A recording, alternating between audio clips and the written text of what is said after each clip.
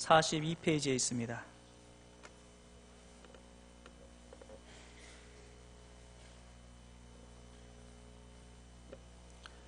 로마서 3장 9절에서 18절의 말씀을 함께 교독하겠습니다.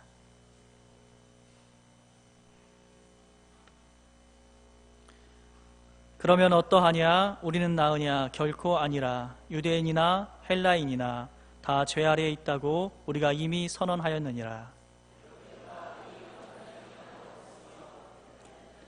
깨닫는 자도 없고 하나님을 찾는 자도 없고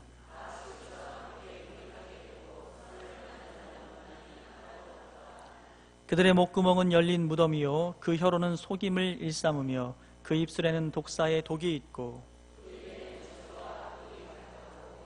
그 발은 피 흘리는데 빠른지라. 평강의 길을 알지 못하였고 그들의 눈앞에 하나님을 두려워함이 없느니라 함과 같으니라. 아멘. 죄의 보편성이라는 제목으로 담임 목사님 말씀 전해주시겠습니다. 할렐루야. 오늘도 평화로운 주일오후를 우리가 누리고 있습니다. 우리 좌우 앞뒤에 계신 분들에게 주님의 평안이 함께 하시기를 바랍니다. 이렇게 인사하겠습니다. 주님의 평안이 여러분과 함께 하시기를 바랍니다.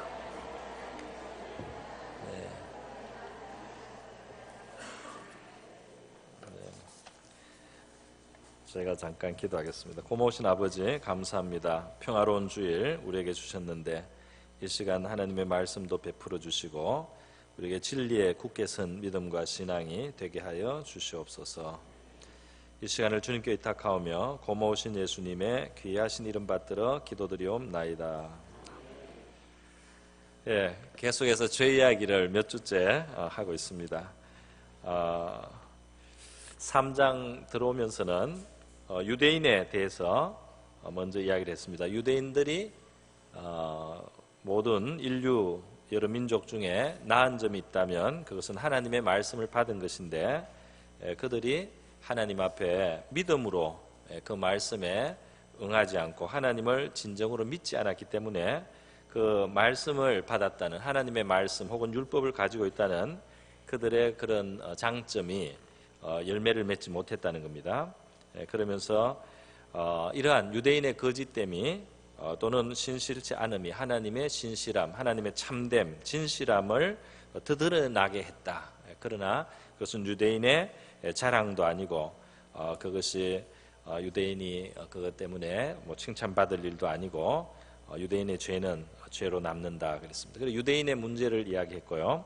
오늘 9절에서 18절의 말씀은 역시 유대인이 아닌 그러면 이방인은 나으냐? 그렇게 헬라인 유대인이 아닌 또 다른 정신 세계를 가지고 있는 헬라인은 나으냐? 헬라인도 결코 그렇지 않다. 모든 인류가 다 죄 가운데 있다 하고 말씀을 시작하고 있습니다. 그래서 오늘 이 주제를 죄의 보편성이라고 한번 잡아봤습니다. 사실 유대인이라고 하는 것은 인류의 한 샘플입니다. 한 샘플. 어느 민족을 택했어도 마찬가지가 되었을 것입니다. 우리가 구약 성경을 읽으면서 이스라엘의 역사를 보고 그 역사 속에 하나님의 신실함이 나타나는데 하나님의 신실함과 긍휼과 의로움과 진실함 이것이 나타나는 그 배경이 유대인들 하나님이 구원한 이스라엘 백성들의 그 참 믿지 못하고 또 순종치 못하고 하나님께 반항하거나 거역하거나 하나님을 떠나는 그런 죄인의 모습을 하나님이 그 대하시는 그 대하심 속에 하나님의 신실함과 진실함과 은혜로우심과 의로우심 이런 건 더 드러나고 유대인은 유대인의 그 모습 그것은 바로 인류의 어떤 인류라도 어떤 민족이라도 바로 그러한 죄인의 속성을 가지고 있다는 말입니다. 그렇기 때문에 유대인이 나쁘다, 유대인이 잘못됐다 이것은 유대인이 아닌 사람은 더 낫다는 말이 절대로 아니다 하는 것을 말씀을 하고 있습니다. 그러면서 성경은 의인이 없다는 말씀으로 지금 이어지고 있습니다. 의인은 없나니 하나도 없으며 어떻게 보면 상당히 과격한 말씀이라고 할 수가 있겠습니다. 그렇지 않습니까? 의인이 하나도 없다. 이 세상에 의인이 하나도 없다는 이 말씀은 굉장히 과격한 말씀 같지만 바로 이것이 예수 그리스도의 십자가의 복음의 그 진리에 바로 전제가 되고 기초가 되는 것입니다. 하나님의 아들이 이 세상에 와서 인류의 죄를 감당하시고 그와 같은 비극적인 희생, 죽음으로써 구원하실 수밖에 없는 인류의 그 현 상태를 성경은 하나도 의인이 없는 그러한 죄인인 뿐인 인류의 상태가 바로 우리의 현 주소라고 그렇게 말씀을 하고 있습니다. 그럼 어떤 사람들은 이런 질문을 하게 되죠. 성경에는 의인에 대해서도 말하고 악인에 대해서도 말하는 성경 구절이 많은데 분명히 의인이 있지 않느냐 말이죠. 악인은 이렇게 나쁘지만은 의인은 이렇게 잘 될 거라든지 이렇게 하나님이 인정해 주실 거라든지, 악인은 뭐 바람에 나는 겨와 같지만은 의인은 그 회중에서 하나님이 상대해 주실 거라든지 이런 구절이 많지 않습니까? 이렇게 질문을 할 수가 있겠습니다. 우리도 일반적인 상식에서도 분명히 어떤 사람은 악인이라고 어떤 사람은 의인이라고 우리의 상식에 부합하는 바가 있습니다. 그것은 맞는 말인데요. 상대적으로 의인은 존재하죠. 그래서 성경에서 의인과 악인을 같이 말할 때 이 의인은 상대적으로 의롭고 이 악인은 상대적으로 더 악한 자가 맞습니다. 이 의인도 완전하지는 않지만은 하나님 앞에 믿음으로 살려고 하고 또는 순종하려고 하고 회개하고 하나님을 경외하는 그런 의로운 좀 더 그런 모습을 가진 사람이 있고, 그렇지 않은 악인, 탐심을 쫓고 양심을 버리고 하나님을 대적하고 무시하는, 또 다른 인간을 괴롭게 하고 다른 인간에 대해서 부당하게 행하는 그런 악인이 있는 것은 사실입니다. 그러나 그렇게 상대적인 의인과 상대적인 악인이 있는 것은 사실이지만 이 상대적인 의인을 성경에서 더 깊은 차원에서 그도 절대적인 의미의 완전한 의인은 아니다 말이죠. 그렇게 지금 선언을 한다는 겁니다. 다시 말해서 절대적인 의미에서의 정말 의로운 사람은 존재하지 않는다는 이 성경 말씀이 틀리지 않고 그대로 진실로 준다는 겁니다. 이것을 좀 설명을 해보려면 이런 비유를 하나 들 수 있겠습니다. 맹자님 말씀에 나오는 거죠. 50보 소 100보라는 그 이제 구절이 있어요. 50보를 걸어간 사람이 100보를 걸어간 사람을 보고 비웃는다, 이런 말인데요. 그거는 전쟁터에서 이제 이야기죠. 전쟁터에서 도망을 가는 군사, 이제 적에게 겁을 먹고 도망을 가는, 탈영을 하는 이 도망을 가는 그 군사가 50보를 도망을 갔는데 다른 병사를 보니까 자기보다 더 많이 가서 100보를 도망간 사람이 있어요. 그래서 이 50보를 간 사람이 100보를 달아난 사람에게 아유 저 비겁한 놈이라고 이제 그렇게 비웃었다는 겁니다. 그래서 이 50보 100보 사실 자기도 정도의 차이는 있지만은 자기도 결국 도망가는 주제에 자기보다 더 많이 도망갔다고 그거를 이제 비웃거나 그것을 비난한다는 것이 말이 되지 않는다는 것을 맹자 선생이 그렇게 가르쳤습니다. 예수님이 우리에게 비슷한 것을 마태복음에 가르치고 있어요. 살인하지 말라는 계명에 대해서 너희들이 들었는데 너희들이 좀 더 생각을 해야 된다. 살인하지 말라는 것은 이 칼을 들고 또는 무슨 흉기를 가지고 사람을 죽여서 숨통을 딱 끊어놓고 당장 시체로 만들어야지 살인한 것만이 아니고, 너희가 사람을 마음으로 미워하고 그 사람의 인격을 상하게 하는 이러한 악한 말을 하거나 이렇게 분노를 쏟을 때 그 다른 상대방의 영혼과 마음에 상처를 주고 병들게 하는 이런 일을 할 때 그것도 살인죄에 해당이 되어서 지옥 갈 수 있는 죄가 된다. 예수님이 이렇게 설명을 해주신 거예요. 그래서 이게 하나님의 거룩한 기준에서, 절대적인 기준에서 보는 죄는 그까지도 다 살인죄의 넓은 의미에 포함이 된다. 이렇게 주님이 설명을 하셨습니다. 또 마태복음 5장 27절 이하에도 간음죄에 대해서도 말을 했어요. 간음죄는 꼭 어떤 사람과 부당한 그런 관계로 성적인 관계를 맺을 때만 간음죄가 아니고, 너희가 잘못된 마음이나 생각으로 또는 그런 생각을 품었을 때 그것이 너희 영혼에는 간음죄가 이미 범하여진 것이고, 너희가 눈으로 음욕을 품고 뭔가를 대상을 볼 때 그것이 너희 눈으로 이미 간음을 범한 것이다. 하나님의 거룩한 기준에서 보면 그것이 간음죄에 해당된다. 이렇게 말씀을 하시는 겁니다. 그러니까요, 이렇게 하면 우리가 이제 대략 더 알 수 있어. 우리가 사기를 쳐서 남의 것을 떼먹거나 이렇게 하지는 않았지만은, 예를 들어서요, 그러나 우리 사람 사이에 말을 하다 보면은 나의 한 일은 조금 변호를 하고, 비난을 다른 쪽으로 돌리고, 자기가 잘못한 것은 좀 작게 말하고, 자기가 잘한 것은 조금 부풀려서 말하고, 이런 것은 너무나 비일비재합니다. 비일비재. 우리 내 자신을 살펴봐도 그런 순간이 있었어요. 부끄러운 생각이 들 때가 있어요. 그 진실을 왜곡해서 자기 이익을 삼는 겁니다. 그죠? 그런 이 인간의 정직하지 않은 것들, 이 다 속이는 죄가 있는 겁니다. 그래서 이제 시각적으로 또 이렇게 표현을 해볼 수 있겠습니다. 이 회색에 동그란 회색이 있는데, 회색에 원형이 있는데, 이 뒤에다가 이제 그 까만 천 위에다가 이 회색을 놓습니다. 그러면은 이 회색이 어떻게 보일까요? 까만 천에다가 이 회색의 동그란 동그라미를, 회색으로 된 동그라미를 비추면은 이 회색이 말이죠, 환하게 보여요. 그렇지 않습니까? 이 회색이 희게 보여요. 그런데 뒤에다가 아주 하얀, 새하얀 천에다가 이 회색을 딱 놓으면 어떻게 됩니까? 똑같은 회색이 시커멓습니다. 이게 검은색으로 보이는 거예요. 회색은 똑같은 회색인데 시커먼 데 놓으니까 희고, 시커먼 데 놓으니까 희고, 하얀 데 놓으니까, 새하얀 데 놓으니까 시커멓다 이 말입니다. 그래서 저게 우리가 사회적으로 뉴스거리가 되는 흉악범들의 사건을 들으면, 야, 저때 인간이 저럴 수 있냐 말이지. 그런 말을 하면서 우리도 모르게, 아유, 나하고는 정말 달라, 나는 정말 달라 말이죠. 내 정도면 정말 선인이야, 내 정도면 정말 깨끗해, 내 정도면 정말 바르게 살고 있어, 이렇게 되는 거죠. 그러나 그거는 이제 시커먼데 돼가지고 회색이 좀 희게 보이는 겁니다. 그런데 이 하나님의 원래 형상으로 지음을 받은 우리 인간 말이죠. 하나님의 거룩과 의를 원래 그대로 반영해서 만든 우리 인간을 원래 그 원형으로 놓고 지금 우리가 살아가는 모습을 거기에다 딱 비교를 하면 어떻게 될까요? 이 악마 짓을 하고 있어요. 이 하나님의 형상으로 지었는데 하는 짓에 악마성이 있는 거예요. 이 악마성이 있어요. 사람을 막 괴롭히기도 하고 말이죠.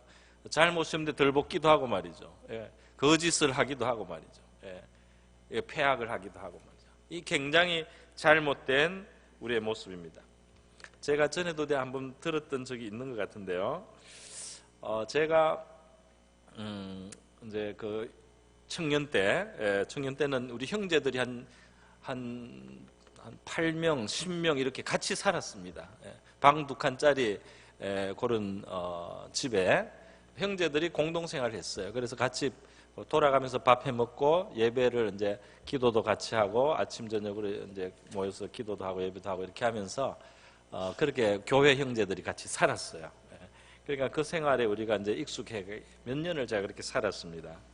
참 즐거웠습니다. 항상 기뻤어요. 항상 은혜가 있었어요.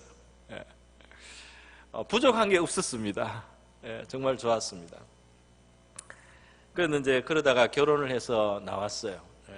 그래서 이제 결혼을 해서 차려주는 밥을 먹게 되지 않습니까? 차려주는 밥을 먹는데 정말 황공하더라고요. 황공해요. 밥을 차려서 주니까. 그리고 우리 집 사람이 아주 깨끗하지는 않습니다. 미안합니다. 이런 말에 정말 미안. 이런 거 참 집안일 이야기하는 거 안 좋은 건데.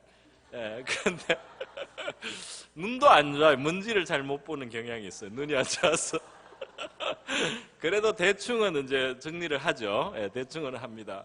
그런데 제가 이제 결혼을 해서 그렇게 신혼집에서 몇 달을 살다가 우리 형제들이 있는 곳에 이제 한번 방문을 하게 된 거예요. 어느 날 저녁에 가서 방문을 했습니다. 그래서 그 이제 같이 그 사는 공동체 자취집에 들어가서 앉았는데 어떨까요? 이제 예전과 달리 보여요.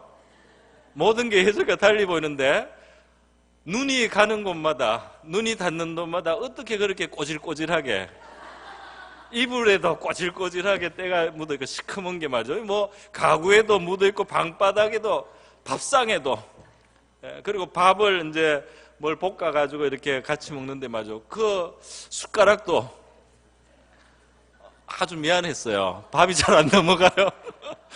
밥이 잘 안 넘어가려고 그래요.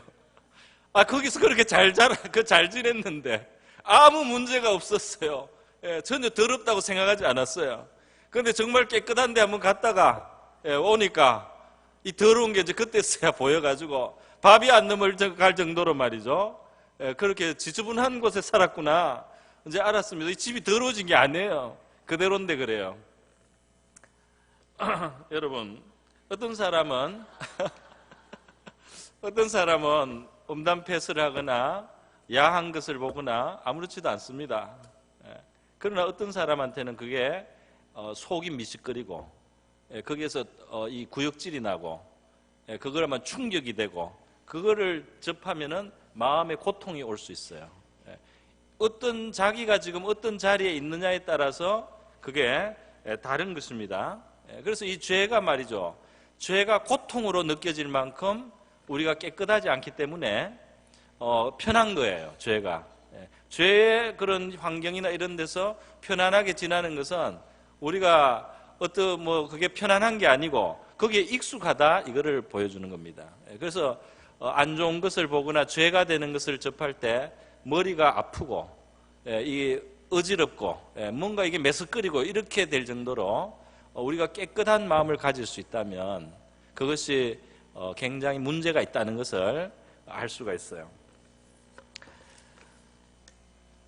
우리가 하나님 앞에 설 때 우리 자신의 이제 하얀 그 천 앞에 이 회색이 들어서서 시커멓게 이제 드러나듯이 그렇게 드러납니다. 그래서 성령의 조명이 비치고 하나님의 말씀이 우리 속으로 자꾸 젖어들수록 우리가 이 죄에 대해서 민감해지면 평소에 나는 그만하면 선하다고 생각했던 사람들이 비로소 하나님 앞에서의 자기의 참모습을 발견합니다. 그러면 굉장히 심각한 문제가 있단 말이죠. 내 영혼이 이렇게 병들었구나. 내 영혼에 이렇게 뿌리 뽑을 수 없는 교만이 있구나 말이죠. 내 영혼에 이렇게 부정함이 있구나. 정직하지 않음이 있구나. 내 안에 이렇게 간사함이 있구나. 내 안에 이렇게 가정함이 있구나. 이 찾아지는 죄가 굉장히 많아지는 거예요. 하나님의 영광하고는 거리가 먼 모습이라고 할 수가 있습니다. 오늘 이 본문에 보면은 실제로 여러 가지 죄에 대해서 좀 강하게 표현을 했지만은 그 깊이 우리 인간의 본질을 따지면 우리 입에서 악독이 나오고 저주가 나오고 말이죠. 독사의 독 같은 독이 있어요. 나의 말 때문에 상처받은 사람이 없겠습니까? 내 말이 독처럼 어떤 사람에게 그 사람의 삶을 해치고 파괴하고 그 사람의 인격에 안 좋은 영향을 주고 말이죠. 이런 독사의 독 같은 독이 말이죠. 우리 입에 나온단 말입니다. 우리 속에 이 속임이 있다는 겁니다. 속임이 있어요. 그 입에 대한 죄가 많은 것은 바로 이 마음에 있는 것이 제일 쉽게 나오는 것이 그 출구가 입이기 때문에 우리 영혼이 정말 악하고 죄인이라는 것을 제일 잘 드러내는 것이 우리 마음에서 나와서 입으로 나오는 것. 바로 예수님이 마음에 가득한 것이 입으로 나온다고 했는데 우리 입에서 나오는 것이 어떤 종류의 것이냐? 살리는 것이냐? 죽이는 것이냐? 우리의 입에서 나오는 것이 선을 만들어내느냐? 악을 만들어내느냐? 그런 것을 우리가 돌아볼 필요가 있는 것입니다. 어떤 사람은 교만 때문에 어떤 사람은 몰랐어요. 그전에는 몰랐어요. 그런데 하나님 앞에 점점 자기를 성찰하고 은혜를 받는데 한편 은혜를 받아서 좋은데 한편 자기 죄가 자꾸 보입니다. 그러니까 이게 우리 참신앙, 우리 기독교 참신앙은 사람이 내가 이제 돌을 다 닦았다 하고 만족하는 이런 면이 아니고 말이죠. 우리가 하나님 앞에 더 가까이 다가가면서 하나님께로부터 받는 위로와 기쁨과 평강과 능력과 이런 좋은 것이 있으면서 동시에 우리 아담의 후손으로 물려받은 그 죄인된 틀 속에 있는 우리의 죄를 발견하고 우리가 내가 정말 죄인이구나 하는 깊은 깨달음을 얻는 이것이 두 개가 양면이 함께하는 이것이 참 신앙의 모습이에요. 그래서 나 회개할 죄가 없습니다. 이것이 바로 사기입니다. 요한 1서에 그렇게 말했어요. 죄가 없다는 자는 진리가 그 속에 있지 않다 말이죠. 내가 죄가 없다고 하는 사람이 제일 진리가 그 속에 없는 사람이다. 어떤 사람은 이 하나님께 비침을 전혀 받지 않기 때문에 자기 모습을 모릅니다. 마치 우리가 아침에 거울을 보느냐 안 보느냐 하고 비슷한데요. 거울 속에 드러난 나를 보면은 몰랐는데 아침에 아무렇지도 않은 것 같아요. 거울을 보니까 뭐가 묻어 있단 말이죠. 뭐 머리가 까치집이 돼 있어, 머리가 서 있어요. 어느 날 제가 설교를 하고 돌아갔는데 보니까 머리가 좀 이상한 상태로 돼 있는 거예요. 이거 계속 보이고 나만 모르고 있었구나. 굉장히 충격적입니다. 모르고 있었는데 어느 날 어떤 아는 분이 솔직히 이야기해 줬어요. 좀 머리 뒤가 이렇게 흥크러졌을 때가 있단 말이지. 이야기를 해줬어요. 바풀떼기가 붙어 있는데도 모르고. 근데 그게 누구한테 제일 안 보입니까? 다른 사람은 다 알아요. 다른 사람은 저 사람이 문제가 있는 걸 다 알아요. 누가 모릅니까? 자기가 몰라요. 이렇게 우리가 말을 하는 순간 누군가 생각나죠? 진짜 그 사람이 자기를 알아야 되는데 그 사람이 자기만 얼마나 지금 심각한지 몰라 말이지. 얼마나 옆에 사람들이 괴로워하는데 자기는 몰라 말이지. 이렇게 우리가 말을 하는 바로 이 순간 누구를 모르고 있습니까? 바로 이 순간도 저도 포함해서 정말 우리가 우리를 제일 모릅니다. 우리의 문제를 우리가 제일 몰라요. 그 머리에 까치집을 짓고 계속 10년, 20년을 사는 겁니다. 다른 사람은 그걸 볼 때마다 인상을 찌푸려도 자기만 몰라요. 성경은 가장 현실적이라고 할 수 있어요. 하나님이 살아 계시기 때문에 하나님이 계시다는 것에서 기초한 이 모든 이야기가 제일 현실적입니다. 할렐루야. 내세가 있고 영생이 있는데 그것에 대해서 말하는 게 제일 현실적인 거예요. 심판이 있고 지옥이 있는데 그것에 대해서 말하는 게 제일 현실적인 겁니다. 그런데 성경은 인간에 대해서도 제일 현실적으로 항상 이야기를 합니다. 뭐라고 합니까? 선을 행하고 죄를 범치 아니하는 의인은 세상에 아주 없느니라. 전도서 7장 20절 말씀입니다. 딱 그렇게 못을 박았어요. 물론 어떨 때 선을 행해요. 어떨 때 선을 행하는 것 같아요. 그러나 선을 행하고 죄를 범치 않는, 죄가 없는 그런 인간은 이 세상에 아주 없단 말이죠. 그렇게 말합니다. 그래서 성경에 많은 구약에 나오는 하나님과 소위 동행을 한, 하나님이 가까이 해주신 사람들의 그 면면을 성경이 기록할 때 절대로 안 하는 게 있는데 뭘 안 하느냐면 미화를 하지 않습니다. 우리 사람들의 전기가 나오면은 말이죠. 전기책이 나오면은 미화가 돼요. 그렇지 않습니까? 그 사람의 잘못은 보통 가려요. 그거는 이유가 있죠. 어린애들이 보고 좋은 점만 보라고 좋은 점을 이렇게 합니다. 그거는 이제 뭐 교육적인 목적을 위해서 그렇게 한다. 우리가 이해를 할 수 있어요. 어린이들을 위해서. 그런데 더 깊이 우리가 진리를 구하고 더 깊은 교훈을 얻기 위해서 인간의 참 실상을 있는 그대로 보여주기 위해서 하나님이 성경을 기록할 때는 이 성경에는 인간의 그 어떤 면면들을 애누리 없이 미화 없이 회치를 하지 않고 있는 그대로 드러내주는데 말이죠.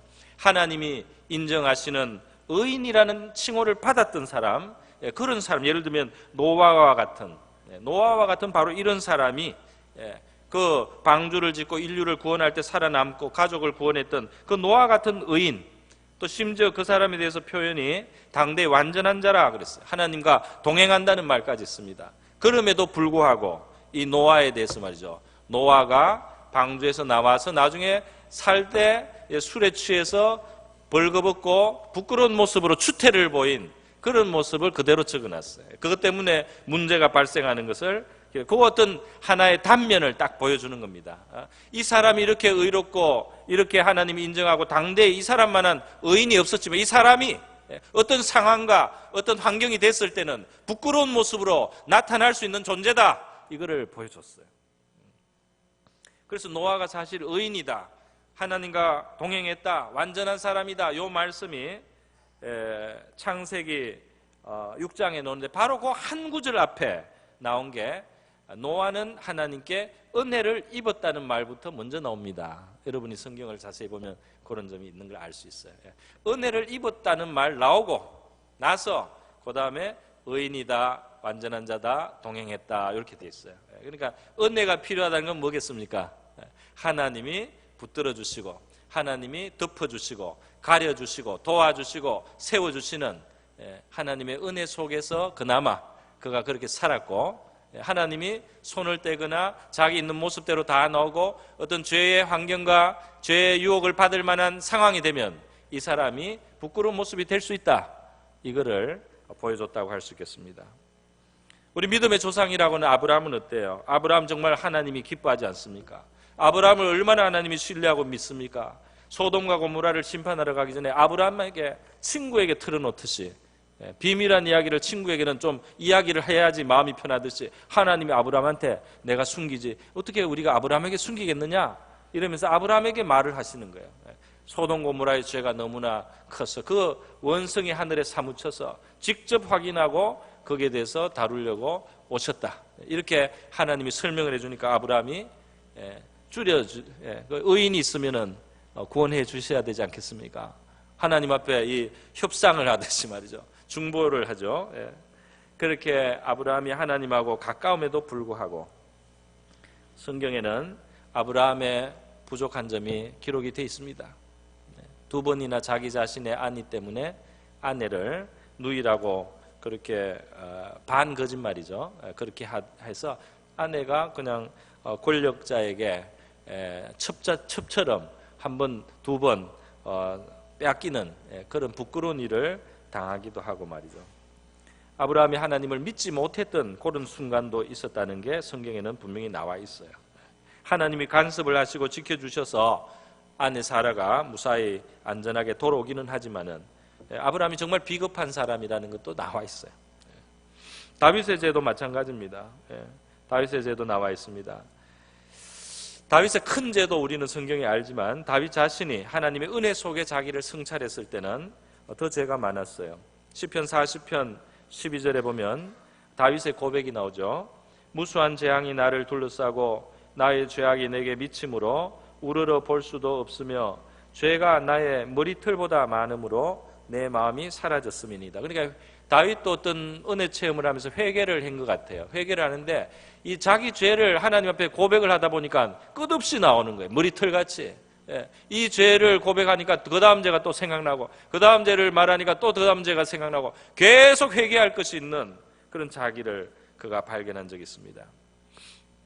하나님 앞에 가까이 있었던 사람들도 그랬어요. 모세와 같이 하나님이 친구와 대면하듯이 가까이 했다 그랬어요. 그러나 모세도 상황이 있으니까 불완전한 모습이 나타납니다.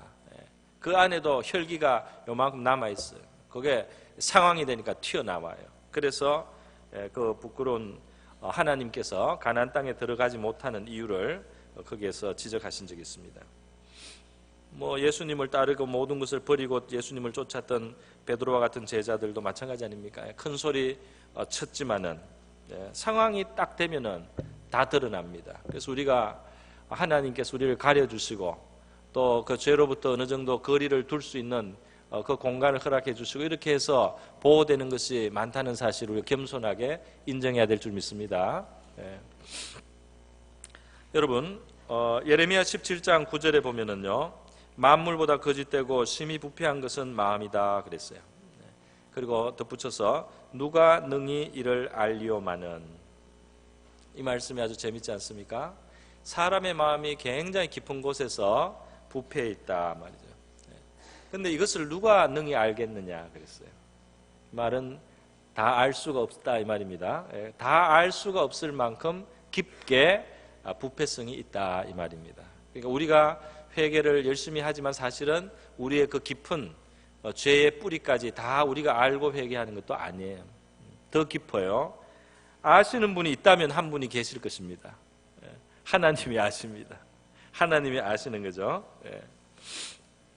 이 만물보다 부패한 인간의 죄성이 한 번씩 드러나고 그것이 아주 그대로 있는 그대로 표출이 되고 그것이 실행력이 있거나 어떤 권세가 있거나 어떤 능력이 있고 어떤 환경이 갖춰서 다 표출돼서 사람들이 다 괴로워하고 그걸 보면서 끔찍하다고 하고 너무 심하다고 하고 잔혹하다고 하는데 그 뿌리는 우리 모두 가지고 있다 이 말입니다.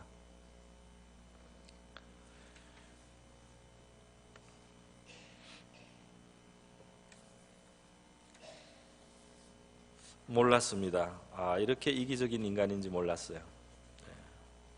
또 이렇게 잔인한지 몰랐어요. 근데 그런 상황이 그것이 나타날 만한 상황이 됐을 때 나타날 수 있다고 합니다. 그래서 인간에 대해서 성경은 이 세상 어떤 종교하고도 다른 입장을 취하지 않습니까? 인간이 수양한다고 되는 게 아니다. 수양으로 해결될 수 있는 인간의 실존의 문제가 아니다. 이 죄의 현실이라고 하는 것은 인간이 수양하는 정도로 해결되는 거 아니다. 그것은 마치 암 환자가 안이 썩어 들어가고 그렇게 죽어가는데 화장을 하거나 말이죠. 그 옷을 입거나 당장 그냥 잠시 만족하는 것을 어떻게 뒤집어 쓰거나 하는 정도로 겉으로 해결하는 거지. 그 안에까지 해결하는 해결책은 인간이 스스로 만들어낼 수가 없다는 겁니다. 그래서 하나님의 대답은 그거예요. 하나님의 아들의 죽음으로써 그 인간의 죄에 대해서 하나님께서 처리하시고 그걸 다루시는 것 외에 다른 방법은 없다. 다른 방법으로 이 죄에 물들어 있는 만물보다 부패한 이 인간의 구원의 길을 열 수 있는 다른 방법이 없다는 것이 바로 십자가를 통해서 하나님이 우리에게 선언하고 선포해 주시는 것입니다. 진리라고 할 수 있어요. 여러분, 하나님은 우리가 아는 것보다 더 깊은 우리의 악을 알고 계시다. 이렇게 말하면 틀리지 않을 것입니다. 그렇습니까? 내가 생각하는 나의 악함보다 하나님이 알고 있는 나의 죄의 깊이는 더 깊어요. 그런데 감사죠. 내가 아는 그 죄의 깊이보다 더 깊은 죄를 가지고 있는 나를 아시면서 하나님이 우리를 구원하시고 있다 이 말입니다. 할렐루야. 하나님이 세상을 이처럼 사랑하사. 그래서 어쩌면 우리의 사랑이 실천되기 위해서는 용서가 필요한지도 모르겠어요. 하나님의 사랑이 용서로 구원하시는 것으로 나타났습니다. 여러분, 그 십자가는 하나님이 너희에게 필요한 것은 이것이다, 너희들에게 필요한 처방은 이것이다 하고 하나님이 인류 위에 내세우는 겁니다. 그 십자가의 처방, 하나님의 아들이 그처럼 참혹하게 달려서요, 그냥 제물이 돼가지고 피투성이가 된 그 모습을 통해서 하나님이 보여주는 양면의 진리가 있죠. 하나는 이 세상 혹은 바로 우리들의 죄의 깊이를 보여줍니다. 그 아들의 참혹한 피투성이가 된 그 모습이 우리 죄의 깊이를 보여주는 거예요. 동시에 그 피투성이가 된 아들의 모습은 하나님이 우리를 위해서 희생할 수 있는 크기, 다시 말해서 하나님의 사랑을 또 보여줍니다. 할렐루야. 그 참 신기하죠. 이 십자가라고 하는 그 하나가 굉장히 많은 뜻을 가지고 있어요. 그것이 정말 풍부합니다. 그래서 십자가를 우리가 생각할 때 이것은 정말 하나님다운 방법이다. 이거는 정말 하나님스럽다 말이죠. 이 하나의 속에 그렇게 심오하고 가장 깊은 진실과 진리들을 다 담아 놓으셨어요. 우리에 대한 진실, 하나님에 대한 진실이 그 십자가 하나에 다 나타났어요. 우리의 죄성과 죄의 깊이, 하나님의 사랑의 크기, 그 십자가 하나에 다 나타났습니다. 할렐루야. 여러분, 그래서 우리 그리스도인들은 이 죄의 깊이와 죄의 보편성에 대해서 알고 우리 자신을 보고 또 다른 사람을 보고 이 세상을 볼 수 있는 눈을 가졌습니다. 그래서 그런 진리의 지식을 우리가 가지고 있기 때문에 그것이 우리에게 이 세상을 살아가는 태도, 처세, 사람 관계, 인간관계 속에 우리에게 어떤 지혜를 줍니다. 이 지식이 말이죠. 지혜를 주는 면이 있는 거예요. 우리가 사람들의 죄악을 보고 너무 호들갑을 떨면은 이 지식을 가진 사람답지가 않아요. 그렇지 않습니까? 어쩌면 그럴 수 있느냐고 너무 호들갑을 떠는 것은 인간이 얼마나 죄인되다고 말씀하고 보여주신 이 진리하고 안 맞지 않겠어요? 어떤 사람을 붙들고 너무 너가 어떻게 그럴 수가 있느냐고, 나하고는 절대로 관계가 없고 나는 전혀 그렇지 않다고 그렇게 여기고 정죄하는 일은 그리스도인이 할 수가 없습니다. 그리스도인은 그렇게 할 수가 없어요. 있을 수 없는 일이다 이런 말을 할 수가 없는 겁니다. 나는 절대로 안 그런다 이런 말도 할 수가 없어요. 죄의 보편성을 갖는다는 것은 우리를 겸손하게도 하죠. 겸손하게도 하기 때문에 사실은 이것을 알 때 실망하지 않는 능력도 있습니다. 할렐루야. 실망하지 않는 거예요. 인간의 죄성에 대한 이해를 전제하고 우리가 있을 때 말이죠. 그렇기 때문에 우리 성도들이 이 세상을 살아가면서 특별히 모든 사람이 다 죄인이기 때문에 근본적으로 그 죄인됨을 인정하는 여유를 오히려 가질 수가 있어요. 죄인됨을 인정하고 들어가는 거예요.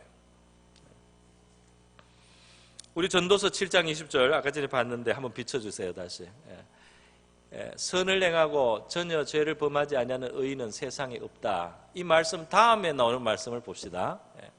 또한 사람들이 하는 말, 모든 말에 내 마음을 두지 말라. 그리하면 내 종이 너를 저주하는 것을 듣지 아니하리라. 이 말은 내 마음을 두지 말라. 내 마음을 두면 종이 너를 저주하는 것을 듣게 된다. 이 말이지 않겠습니까? 저 말이 그 말입니다. 네가 만약에 귀를 쫑긋이 이만큼 벌려가지고 사람들이 나한테 뭐라고 하나 한번 들어보자. 사람들이 나한테 무슨 안 좋은 말 하는가 들어보자. 반드시 듣게 됩니다. 그것도 아주 배신감 느끼게 바로 옆에 바로 밑에 평소에는 자기에게 잘하던 것처럼 보이던 그 사람이 뒤에 가서 딴 말하는 소리를 들을 테니까 들으려고 하지 마라. 그렇게 말하는 거 아니에요? 예? 죄를 범치 않은 의인이 이 세상에 아주 없다는 이 말의 적용 중에 하나 아주 중요한 적용이에요. 다른 사람이 나 욕하는지 흉보는지 그런 말 내가 들으면 안 되지 하고 귀를 이만큼 벌리고 있는 사람은 모든 사람이 죄인이라는 이 진리의 지식에 서 있지 않는 거예요. 그래서 듣고 상처받았다고 하는 거예요. 듣고 또 그 말을 전달해 줍니다. 푸념도 하고 말이죠. 너한테 이런 안 좋은 소리 이야기하는 사람이 있다더라. 이 사람이 이런 괘씸한 말을 했는데 너한테 앞에서는 안 그런데 뒤에 가서 이 사람이 너한테 이런 말을 하는데 너 이거 들어? 너 이거 가만둘래? 이렇게 이제 부추겨요. 그죠? 예. 이게 다 지식을 떠나 있는 거예요. 그게 다 진리의 지식을 떠나 있는 거예요. 이 죄인된 모든 인간에 대해서 말이죠. 예? 사람들이 하는 말을 다 들어서 그 죄인들의 입에서 생각 없이도 나오고, 생각 없이도 나오고, 그냥 무심코 나오는 그런 좋지 않은, 선치 않은 그 말들의 귀를 다 열어서 들으려고 하면 너 욕하는 소리 반드시 들릴 테니까 그런데 마음 두지 마라 말이야. 근데 그 다음 구절이 더 가관이죠. 22절. 너도 가끔 같이 한번 읽겠습니다. 시작.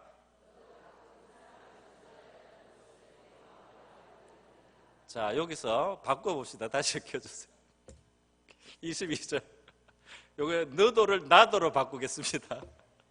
내 마음도 알고 있느니라. 우리가 다 같이 한번 해보겠습니다. 시작. 나도 가끔 사람을 저주했다는 것을 내 마음도 알고 있느니라. 아멘. 아유, 하나님의 진리는 사람에게 자기를 높일 수 있는 기회를 안 줍니다. 그래서 말이죠. 너도 쓸데없이 무심결에 뭐 지나가는 소리였든지 아니면 뭐 악의가 있었든지 기분이 나쁠 때 딴 사람한테 안 좋은 말 한 거 있는데 그 사람 귀에 이게 다 들어갔을 때 말이지 너가 무사할 수 있겠느냐, 혹은 너가 지금 그 사람 대하는 게 위선으로밖에 보이지 않지 않겠느냐, 이렇게 말할 수 있지 않겠어요? 저는 살다가 오니까 몇 번 이런 일을 겪었던 것 같아요. 어떤 자리에서 말이죠, 내가 없는 줄 알고 내가 뒤에 서 있는데 나하고 별로 친하지도 않은 사람이 뭔가 안 좋은 이야기를 탁 하는 거예요. 충격입니다. 충격적이에요. 나를 잘 알지도 못하면서 그냥 겉으로 보고 이제 판단을 해버린 거예요. 아주 마음이 뭐랄까요? 상처가 되고 안 좋더라고요. 그런데 그냥 제가 지나갔습니다. 지나갔어요. 그리고 따지지 않았어요. 뭐 캐지도 않았어요. 그냥 묻어갔어요. 세월이 많이 지났어요. 굉장히 많이 지났어요. 수십 년 지났습니다. 수십 년이라고 하니까 또 너무 나이가 많은 것 같은데 한 20년 한 20년 지났어요. 그 사람은 자기가 그 말한 것도 잊어버렸을 거예요. 그죠? 그 사람이 나에게 얼마나 좋은 일을 해주는지, 어떤 그 상황 속에서 말이죠. 나에게 큰 도움을 주고 나를 기쁘게 하고, 그래서 나도 그 사람에게 감사하고 잘 지내고 말이야. 이렇게 지낼 수 있더라 이 말이에요.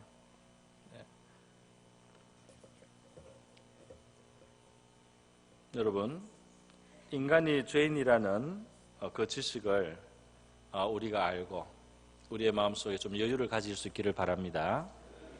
다른 사람도 실수하고 나도 실수하고 그렇게 하면서 우리가 사는데 용서도 하고 그냥 덮어도 가고 이렇게 가야지 우리의 삶이 진리 안에 평안할 줄 믿습니다. 우리는 얼마나 완전하길래 하나도 용납하지 않고 그렇게 따지고 그렇게 다 문제를 지적을 하고 이렇게 살 수 있겠어요. 그죠?